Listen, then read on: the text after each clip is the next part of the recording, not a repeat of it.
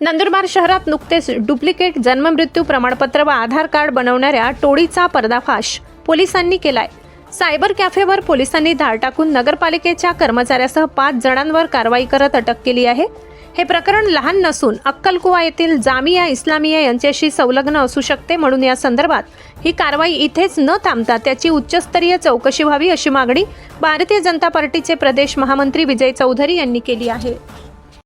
नंदुरबार शहरामध्ये आयके सायबर सेंटरमध्ये पोलिसांनी छापा टाकून त्या ठिकाणी रिजवान शेख नावाच्या गुन्हेगाराला अटक केली आहे।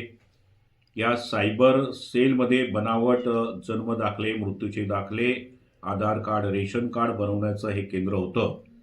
खरं तर याचं उपकेंद्र याआधी जामिया इस्लामिया या संस्थेमध्ये सुरू होतं।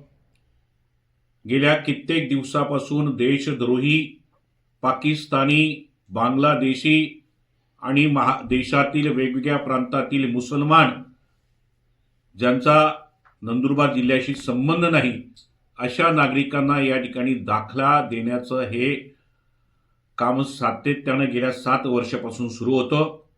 खरं ती अतिशय गंभीर बाब आहे आणि म्हणून याची उच्चस्तरीय चौकशी झाली पाहिजे। जामिया इस्लामिया या संस्थेचे प्रमुख जे आहेत मौलाना हुजेफा वस्तावणी याला देखील अटक केली पाहिजे आणि या सायबर केंद्रामार्फत आतापर्यंत पाकिस्तानी, बांगलादेशी, वेगवेगळ्या देशातील किती मुसलमानांना, देशद्रोही मुसलमानांना या ठिकाणी अशा प्रकारचे आधार कार्ड, रेशन कार्ड दिलेले आहे, हे सुद्धा जनतेसमोर आलं पाहिजे।